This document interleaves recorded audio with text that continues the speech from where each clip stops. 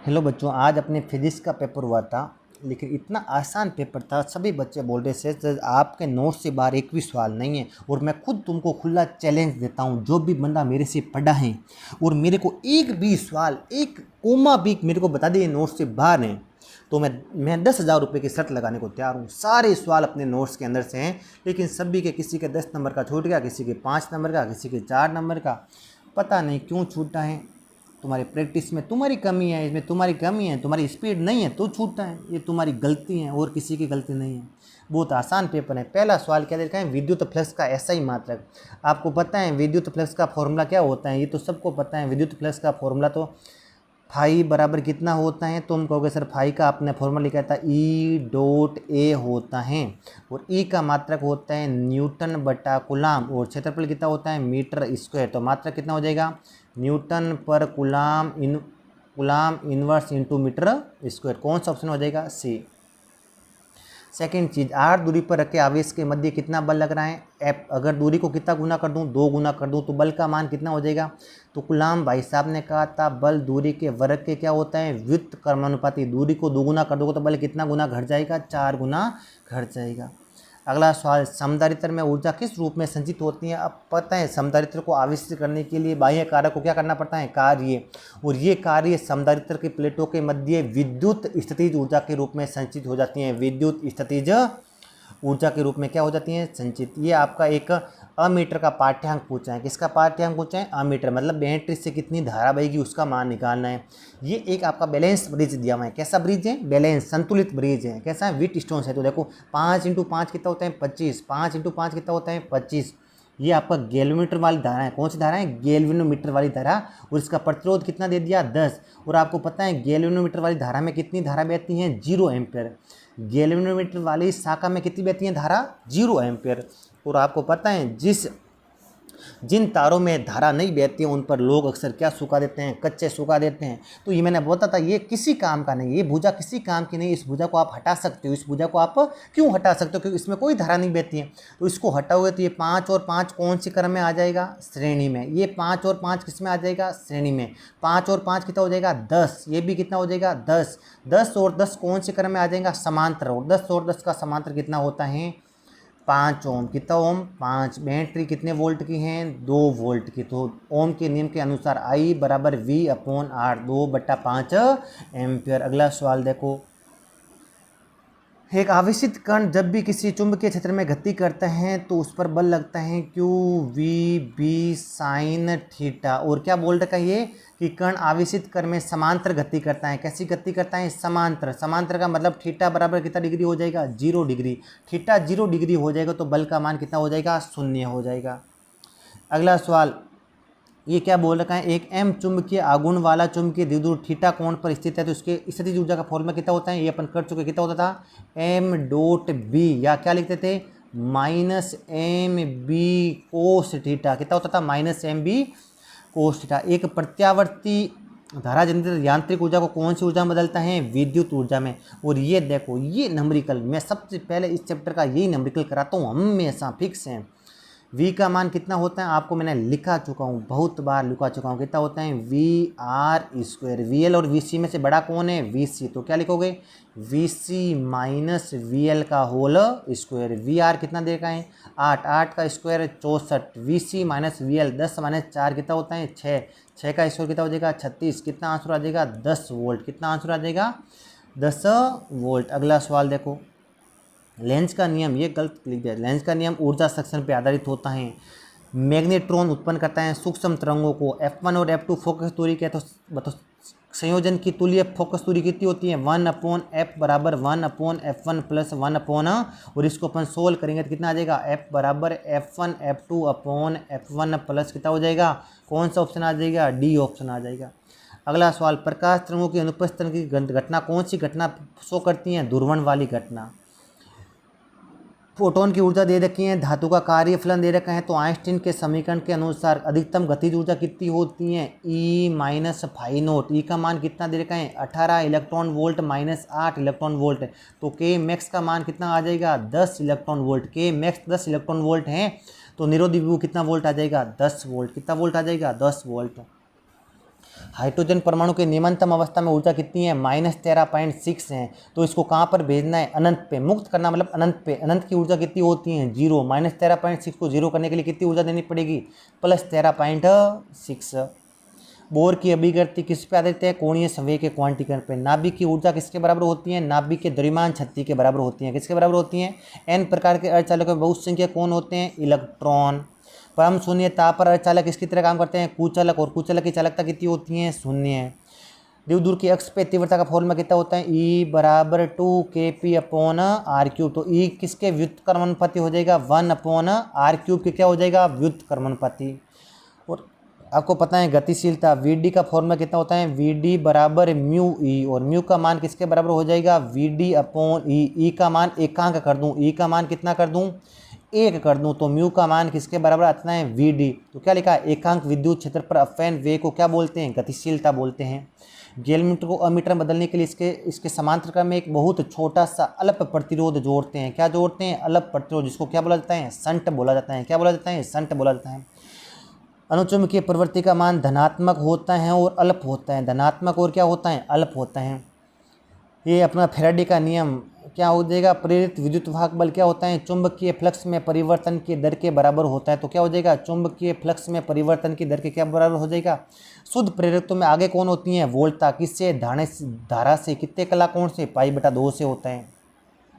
जब sodium lamp को किसी भी, अपन को पता है सोडियम लैंप से प्रकाश आता है वो अध्रुवित प्रकाश होता है। अध्रुवित प्रकाश किसी भी पोलराइड से निकलता है ना, तो उसकी तीव्रता हमेशा क्या हो जाती है, आधी हो जाती है। तीव्रता हमेशा क्या हो जाती है, आधी हो जाती है। तीव्रता कितनी हो जाती है, आधी। लेनार्ड के प्रेक्षण में आपको पता है प्रकाश विद्युत धारा कब बहती है, जब बतो कौन सी प्रकाश डालते हैं, पराबैंगनी। कौन सी प्रकाश डालते हैं, पराबैंगनी प्रकाश डालते हैं। न्यूट्रॉन की खोज की थी जेम्स चैडविक भाई साहब ने। कौन से भाई साहब ने, जेम्स चैडविक। ये कहाँ से होती हैं, 10⁻⁵ से 10⁻6 तक होती हैं। अगला सवाल, ये बताओ कौन से क्रम में समांतर में जुड़ जाएंगे, तो कितना हो जाएगा, 6 माइक्रोफेरेड। और अगले वाला कितना हो जाएगा, 3 माइक्रो। और बताओ श्रेणी क्रम में कितना हो जाएगा, 6 × 3/6 + 3 18/9 कितना आ जाएगा, 2 पिकोफेरेड। आंसर कितना आ जाएगा, 2 पिकोफेरेड। बहुत यार फर्जी क्वेश्चन थे रे। इसमें क्या गलते हैं, दो चुंबकीय क्षेत्र के कभी एक दूसरे को काट नहीं सकती, क्योंकि काटेगी तो कितनी स्पर्श रेखाएं आएगी, 2, जो कि चुंबकीय क्षेत्र की कितनी दिशा को बताएगी, 2 दिशा को। चुंबकीय बल आघूर्ण का फॉर्मूला कितना होता है, M×B। अगला सवाल, ये S पास में आएगा तो कुंडली का ये सिरा भी किसकी तरह काम करना शुरू हो जाएगा, S की तरह। किसकी तरह, S की तरह। तो धारा कैसे बहेगी, धारा ऐसा बहना शुरू हो जाएगी, ऐसे बहेगी, फिर घूम के ऐसे आएगी, और ये आपको धारा की दिशा दिखानी चाहिए। एकल झिरी वाला आपको आता है, केंद्रीय फ्रिंज की तीव्रता सबसे ज़्यादा, फिर लगातार तीव्रता का मान क्या करता है, घटता रहता है। ये बहुत आसान क्वेश्चन है, बहुत आसान क्वेश्चन है। ये सवाल 4 सेंटीमीटर दूरी पर 4.5 × 10⁴ न्यूटन/कूलाम विद्युत क्षेत्र उत्पन्न करता है कोई तार। तो तार के किसकी गणना करना है, रेखीय आवेश घनत्व की। देखो इस क्वेश्चन को अपन करते हैं, कितनी सेंटीमीटर दूर, 4। तो 4 को क्या लिखूंगा, 4 × 10⁻² न्यूटन। कितना विद्युत क्षेत्र उत्पन्न करता है, 4.5 × 10⁴ न्यूटन/कूलाम। ई का मान किसके बराबर होता है, 2k λ/r। लैम्बडा कितना हो जाएगा, ER/2k। ई का मान कितना है, 4.5 × 10⁴ और r कितना है, 4 × 10⁻²/2 2 × 9 × 10⁻, कितना हो जाएगा, 9। 4.5 से 9 कितनी बार करता है, 2 2 2 4 से 4 क्या हो जाएगा, कैंसिल। 9 ऊपर जाएगा तो कितना हो जाएगा, 9 और -2 कितना हो जाएगा, -11 और +4 कितना आंसर आ जाएगा, 10⁻⁻9। और लैम्बडा का मात्रक होते हैं, कितना होता है, कूलाम/मीटर। कितना हो जाएगा, कूलाम/मीटर। ये लैम्बडा का आंसर आ जाएगा 10⁻7 कूलाम/मीटर। अगला सवाल भी नंबरिकल, बहुत फर्जी। वक्रता त्रिज्या कितनी दे दी, 20 सेंटीमीटर। कितनी दूरी पे रखी हुई है, 15 सेंटीमीटर। कितने सेंटीमीटर दूरी पे रखी है, 15। वक्र और अवतल दर्पण है तो फोकस दूरी कितनी हो जाएगी, वक्रता त्रिज्या की आधी और माइनस का कितना सेंटीमीटर है, 10। वस्तु कितनी दूरी पे रखी हुई है, -15 centimetre. Formula 1/f = 1/v + 1/u। F कितना हो जाएगा, -1/10 = 1/v - 1/15। 1/v कितना आ जाएगा, 1/15 - 1/10। एलसीएम कितना आ जाएगा, 30। 2 - 1, v का मान कितना आ जाएगा, -30 सेंटीमीटर पे बनेगा। आवेदन क्षमता कितनी होती है -v/u माइनस माइनस कितना -30/-15। आवेदन क्षमता का मान कितना आ जाएगा -2। माइनस का मतलब प्रतिबिंब कैसा बनेगा उल्टा, कैसा बनेगा वास्तविक। कितना गुना बड़ा बनेगा 2 गुना बड़ा। और कितनी सेंटीमीटर की दूरी पर बनेगा 30 सेंटीमीटर की। देखो यार इससे फर्जी सवाल तो और क्या दे अगला बचे रहा। ये सवाल हो गया ये सवाल। अब देखो ये क्या देखा है 5000 एंगस्ट्रॉम तरंगदैर्घ्य का प्रकाश वायु से जल की सतह पर आपतित होता है। तो अपवर्तित प्रकाश की चाल और आवृत्ति ज्ञात कीजिए, जबकि पानी का अपवर्तनांक दे रखा है। अब बताओ क्या दे बच्चे रहा, और तो तुमको इससे अच्छा तो क्या दे ताकि तुमसे है ना हो सके तुमसे। ये सवाल दे रखा है सिंपल सा, क्या दे रखा है सिंपल सा सवाल है। ऊपर वाला माध्यम क्या दे दिया आपको वायु, नीचे वाला माध्यम क्या दे दिया जल। वायु का अपवर्तनांक कितना होता है 1, जल का अपवर्तनांक होता है 4/3। प्रकाश की किरण क्या कर रही हैं वायु से जल पे क्या हो रही हैं आपतित हो रही हैं, क्या हो रही हैं आपतित हो रही हैं। तो आपतित हो रही है तो सबसे पहले अपन को क्या खींचना चाहिए यहाँ पर अभिलंब। और किरण कहाँ से कहाँ जा रही है, देखो वायु विरल माध्यम होता है, जल कैसा होता है सघन। तो किरण किसकी ओर झुकेगी, सॉरी किरण है ना बताओ, किरण किसकी ओर झुकती हैं अभिलंब की ओर झुकती हैं। किरण किसकी ओर झुकती हैं बच्चों, ये किरण किसकी ओर झुक गई अभिलंब की ओर झुक गई। ये कौन सी किरण आपतित किरण, ये कौन सी किरण अपवर्तित किरण। आपतित किरण का तरंगदैर्घ्य सवाल में दे रखा है 5000 एंगस्ट्रॉम। और आपतित किरण किसमें है वायु में, तो उसका वेग कितना हो जाएगा 3 × 10⁸ मीटर पर सेकेंड। तो इस किरण का वेग चाहिए तो किसी भी माध्यम में वेग का फॉर्मूला होता है v c/n। c कितना होता है 3 × 10⁸। और जल का अपवर्तनांक कितना है 4/3। 3 कहाँ चला जाएगा 9/4 × 10⁸। कितना आंसर आ जाएगा 2.25 × 10⁸ मीटर प्रति सेकेंड। अब क्या पूछेगा है कि आवृत्ति ज्ञात करो। बताओ तो जितनी आवृत्ति ऊपर वाली किरण की होगी अपवर्तन की घटना में आवृत्ति चेंज होती ही नहीं है। अपन को ऊपर का तरंगदैर्घ्य पता है, नीचे का तरंगदैर्घ्य पता नहीं है, तो ऊपर की आवृत्ति ज्ञात करो। जितनी ऊपर की आवृत्ति होगी उतनी कुत्ती किसकी हो जाएगी नीचे की। फॉर्मूला कितना होता है v = f लैम्बडा। यहाँ आवृत्ति को मैंने कैसे लिख दिया न्यू से, तो v1 = न्यू λ1। न्यू का मान कितना आ जाएगा v1/λ1। तो कितना आ जाएगा 3 × 10⁸ 5000 × 10⁻⁻10। तो देखो 3 और -10 कितना हो जाएगा माइनस का 7, ऊपर जाएगा तो किसका हो जाएगा प्लस का 7। आंसर कितना आ जाएगा 3/5 × 10⁻7। इसको क्या लिख सकता हूँ 30/5। सॉरी ऊपर जाएगा कितना हो जाएगा 15। तो 15 में से ये कितना हो जाएगा 15, तो 10⁻15 हो जाएगा। कितना हो जाएगा 10⁻15। ये 15 है, कितना है 15 है, 15 ध्यान रखना ये 15 है, कितना है 15। एक उधार लेगा तो कितना बचेगा 10⁻14। 30 में 5 का भाग कितनी बार जाता है 6 × 10⁻14 हर्ज आंसर आ जाएगा। कितना आ जाएगा 6 × 10⁻14 हर्ज। अब देखो अब आगे कुछ भी ऐसा कोई सवाल है ही नहीं। अब तो क्या है नंबरिकल भी न तो नंबरिकल बाहर से आया, ना डेरिवेशन बाहर से आई, ना ऑब्जेक्टिव बाहर से आया, ना खाली जगह बाहर से आई, कुछ भी बाहर से नहीं आया। आया कहाँ से तुम्हारी प्रैक्टिस नहीं है।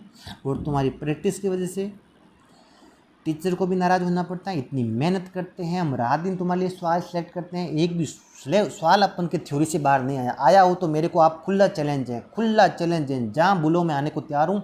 एक नंबरिकल क्या एक खाली जगह एक कोमा भी अपने नोट से बाहर आ जाए, लेकिन मेहनत नहीं करोगे, प्रैक्टिस नहीं करोगे, डेरिवेशनों को बार बार नहीं लिखोगे तो आपका यही हालत होगा। डेरिवेशन लिखते टाइम आपका हाथ नहीं उठना चाहिए, फटा। अगर आप एग्जाम में सोच के लिखोगे तो आपका टाइम कम ही होगा। 3.25 घंटे कभी भी कम नहीं होते हैं। आपकी गलती है, गलती को एक्सेप्ट करो और अगला पेपर अच्छे से दे के आओ।